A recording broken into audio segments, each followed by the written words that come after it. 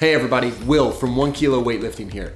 When I get a new athlete and I check out their previous program, one of the biggest mistakes I see is almost everyone is using pulls incorrectly in their program.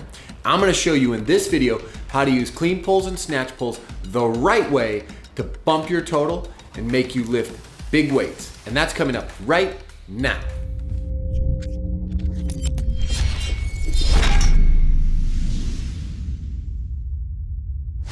Hey, glad you're here. If it's the first time you're here, please hit like, subscribe, and ring the notification bell so you know every single time I put out a new video.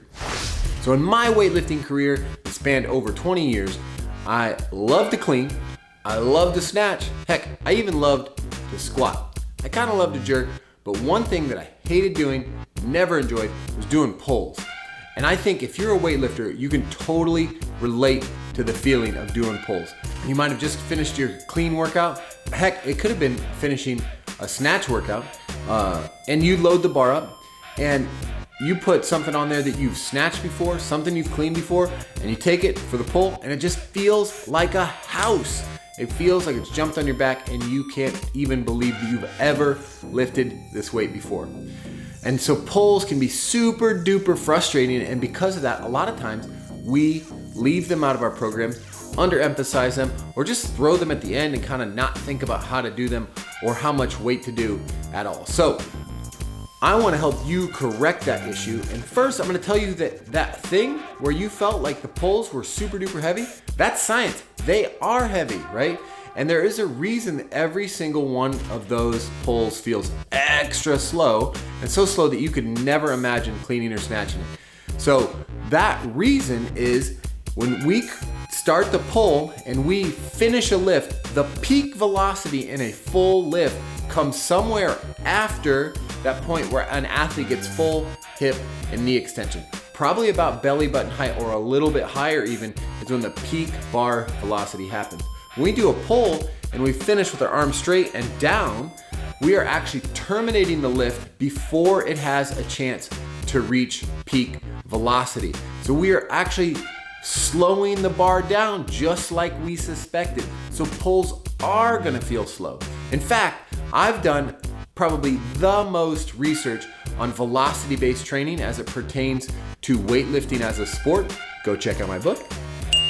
And in that research, I found out that there's only one version of a pull that actually makes the peak velocity of a full lift, right? It's not a regular pull, it's not even a high pull, it's a hand release pull. And that's the only one that can equate the velocities of a real lift. So it's science, and it is science that those lifts are gonna be slower, but now we gotta get over it and we gotta learn why we're doing pulls. So we really want to think about why would we put pulls in our program. Anytime we put anything in our program, it needs to serve a purpose that is valuable to the athlete. And so there's two main purposes for pulls in a program. Number one, the main traditional idea that everybody will tell you, every single coach will tell you, is that we put pulls in programs to work on strength.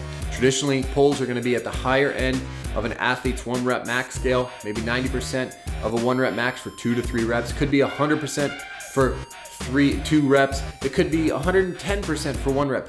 We are trying to overload the athlete in that ability a little bit. And what we want to do is just build that capacity a little bit. So stress the positions in a little slower manner so that the athlete can get stronger and stronger in those positions. That's a great purpose. But number two that we think about less often is pulls are great for technique.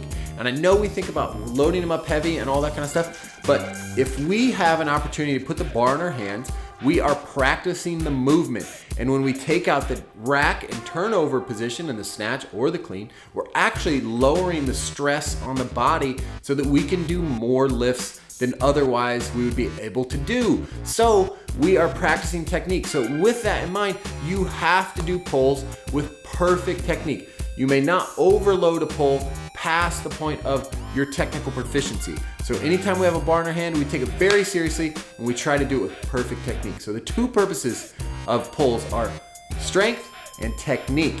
Now coming up right after this, I'm gonna show you guys my favorite variations of pulls, and there's a bunch that you can use and why you would use them in your program. We're gonna talk about strength, we're gonna talk about speed, we're gonna talk about positions, all coming up. Okay, so the first version of a pull, this is gonna be our biggest strength emphasis. This is gonna be a plain old clean or snatch deadlift.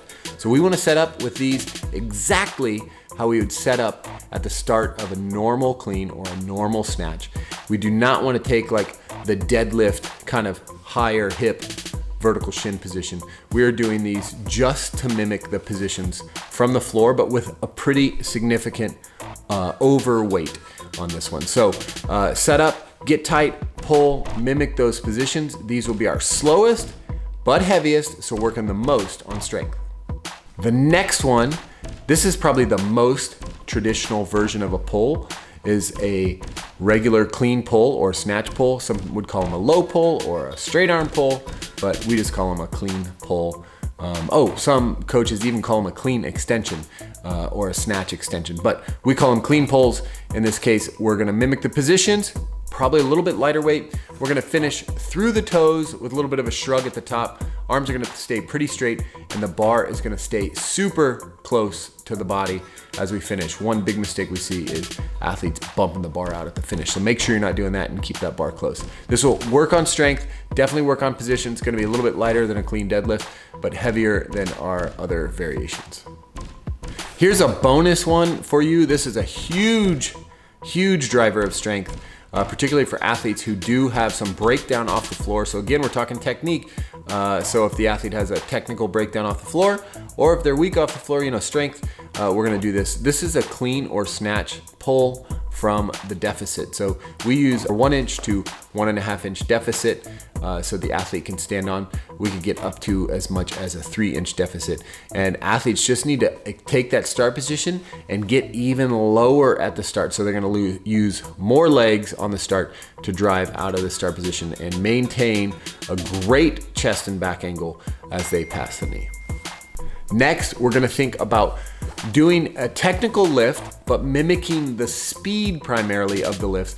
And we're gonna do a clean or snatch high pull. So again, the athlete's gonna do exactly the same kind of pull technique off the floor. You can do this from any number of positions, below the knee, above the knee, from a block. We're doing these off the floor. Pull, keep the bar closed, and take those elbows to finish high above the bar. Now, it's gonna be a little bit lighter so that we're gonna start mimicking the speed of the real lift. These are incredible for athletes as they work to connect the dots in their technical model. You guys saw these briefly in that clip. This is a hand release pull. These are ones that actually do mimic the speed. So if you have an athlete that is potentially having a wrist or shoulder thing, they can't take the bar overhead, and you want them to continue to work on the technique, I would encourage you to do these hand release pulls where the athlete is really finishing and actually letting go, because this bar is gonna have almost the exact same peak velocity speed signatures that we're gonna see in a full lift. So clean or snatch hand release pull, super good for almost a complete technical model minus the turnover. And finally, we have one stolen directly from my good friends at Catalyst Athletics. These are floating, halting, clean or snatch deadlifts from a deficit or a riser. These are incredible for technique. What we're learning to do here is that the athlete is learning to push with their legs. You can see they almost come to full extension at the top, but they're staying over. They're just getting the legs fully extended without opening fully, and then going back down, hitting all the positions up and down and driving off without touching the floor. So this floating part is going to be a really good piece of the technical puzzle and making sure that the athlete is super strong through those positions at the bottom. So there you go. There are my favorite pull variations for you guys to use. All right, everybody, thank you so much for joining me today. Remember, like, subscribe, ring the notification bell. I'll be back here next week with more weightlifting stuff from 1 kilo.